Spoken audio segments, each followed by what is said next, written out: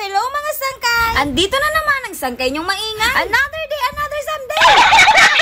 Eto naman yung ganap namin paggabi. Pinalitan ko na nga yung cover ng aming higaan. Hindi nga ito literal na bedsheet. Eto nga ay tela. Pero napakaganda ng quality niya. Grabe lang dahil 6 years na tong tela sa akin. Sinadya ko nga bilhin to. Dahil ayoko nga sa bedsheet na naluluko. Dati nga napag-isipan kong tahiin to. Lalagyan ko nga dapat to ng garter. Para nga hindi ko na tinatali yung gilid-gilid. Kasi yung mga panahon na yun, wala talaga akong oras. Ato kasi yung tela na pag nilagay mo sa kama, hindi maluluko. Yung mga rubber rice na tela, tapos ang presko niya pa. Buti na lang talaga at naitabi ito ng ate. Kaya salamat!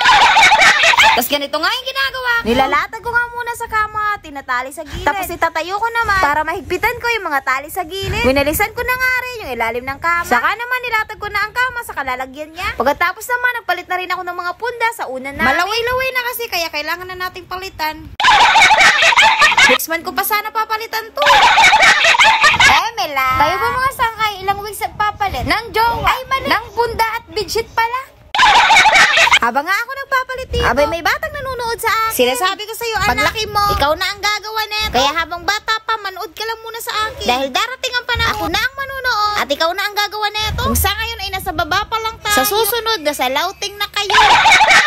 Abay, nag-iba na ang topic ni Sangkay. Padaldal ba? Natapos nga agad ako. Tapos sunod ko naman nilinisan, etong bunso ko. Abay, sa sobrang init ng panahon, hindi pwedeng punas-punas lang. Kahit nga 10 punas na yan. Kaya lagkit pa rin. Kaya eto na lang talaga ang ginagawa ko sa kanya. Sabi nga ng iba, bawal daw yung ganito. Sa sobrang init ba naman? Bungang araw talaga ang makukuha. Pagkatapos ko nga linisan ng bunso, eto nga at sinunod ko naman ang ate. Yes, mga sangkay, si ate na nga lang naglilinis ng katawan niya paggabi. Nasa labas nga kami ng pinto na siya. Dahil tinuturo ko sa kanya kung ano ang gagawin niya. Di ko nga maiwan ang bunso sa kama. Dahil nga marunong na siyang gumapa. Kaya karga-karga na lang talaga. Pagkatapos niya nga maligo, orda suklay na nga tayo sa buhok ng ate. Naglagay nga ako ng konting baby oil para nga hindi ako mahirapan pag sinuklay ko na ito. Mahaba na nga rin nga ito, kaya nahirapan na nga akong magsuklay. At itong ate, 6 years old na, hindi pa rin marunong magsuklay. Habang nagsusuklay nga ako sa ate, may bunso naman na nanggugulo. Gusto niya nga kasi makuha yung brush na ginagamit ko. 3 araw na nga itong video ko. At ngayon ko lang naisipan tapusin. At matapos ko na nga silang linisan. Eto naman at tagligpit-ligpit naman ako dito sa kusina namin. Ang bisita kasi namin mga daga, abay gabi-gabi nang namamasya. Kaya naman para mawala, lilinisan ba? Tapos nagtapo ng may tatapon. At doon pa ako makakapaglinis ng aking sarili. Maisingit ko lang itong mga sangkay. May kaibigan kasi ako nagtanong sa akin, kung di ba ako nagsisi sa buhay ko ngayon or masaya ba ako sa buhay ko ngayon? Sabi ko naman, oo. Kasi lahat na nag-uumpisa dumadaan sa ganitong sitwasyon. Kasi alam ko sa sarili, kaya ko. Kaya namin ni Diyosawa. Hindi ko naman hangad yumaman. Ang akin lang, maging healthy ang pamilya ko. Hala, sangkay, madrama.